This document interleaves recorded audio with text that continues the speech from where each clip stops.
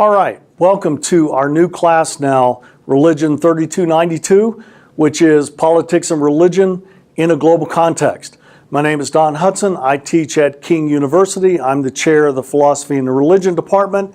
And if you've had some courses in the online degree on religious studies, then you've already seen me in some classes and you've experienced me, if you will, online. And I want to welcome you now to this course. In many regards, I'm not going to say this is the course that I'm most excited about, because I'm actually excited about all three. This one would be the third one that we've been working on. But I really think this class is important, not only for your training in a degree in religious studies, but also for where we are in the 21st century.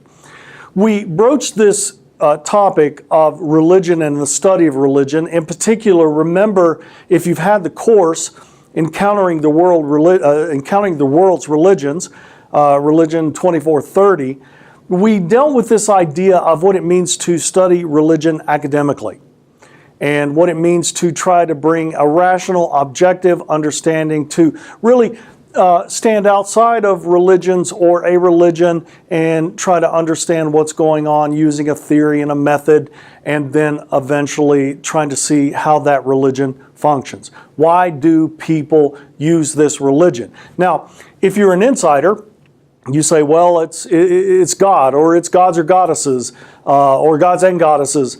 But remember, we're trying to really, in many ways, approach this academically, which I'm going to give you some words that I think are very important. You've heard these words before, all the way back to Bible Study That Matters.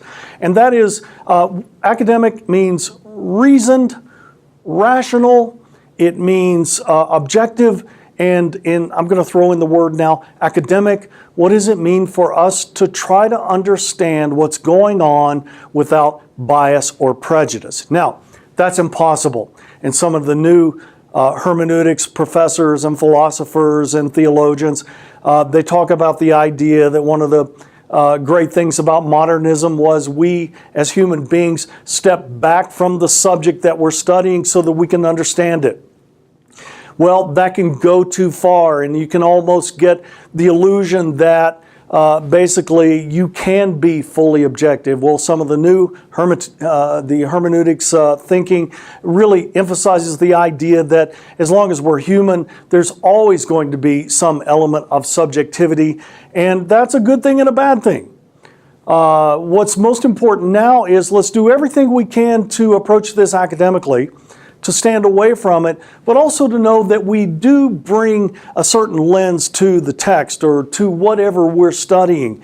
And as long as we're aware of that, as long as we understand that we have certain prejudices and biases, let that come to the text or let that come to the object that we're studying, and then not only will we understand that better, but we will also understand ourselves better. So that's honestly, in 2015, that's where I'm coming from at this point. Now, politics and religion in a global context. What are we going to do this semester? I know it's only 5 weeks, 5 modules. We got a lot of work to do in the next 5 weeks, but also I think it's very exciting. Let me give you a couple ideas even as we begin. In the first place, this is going to be a class where if you took Encountering the World's Religions, I had many PowerPoints and we did a screencast on each one, and I really walked you through the topics through a PowerPoint in a much more linear way. Now, as we come to this class, I want this class to be visual.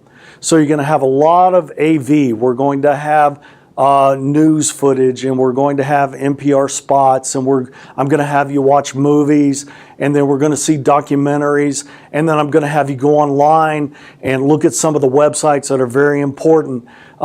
All of this, I want this class to be really, in some ways, not only an academic exercise, but to utilize some of the technology around us, especially in the last 15 to 20 years.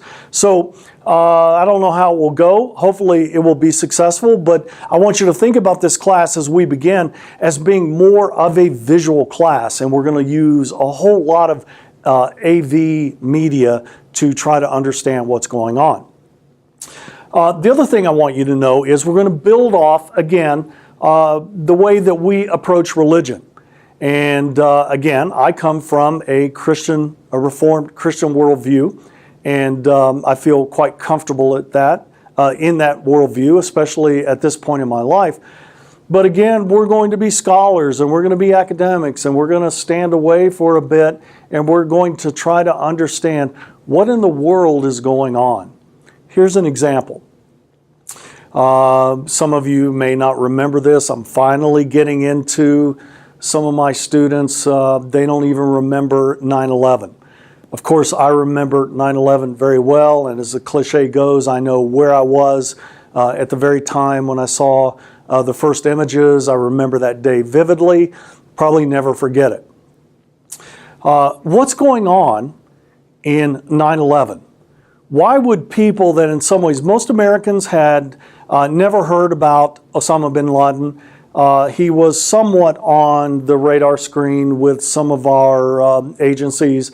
But America was, I think one of the most tragic things about 9/11 is that it was such a shock. We know these things go on overseas, but this is the first time that horrific violence came to our shores. Well, what's going on with 9/11? Is this something that is systemic to being a Muslim? Is Osama bin Laden the poster child for Islam? Why was Osama bin Laden so upset with America that he would kill thousands of people in the name of his God? Well, I think it's very important to understand in some ways how we got here. Why do Muslims and Christians and Jews, why do they have such a problem with one another? What is it that Osama bin Laden was actually trying to accomplish?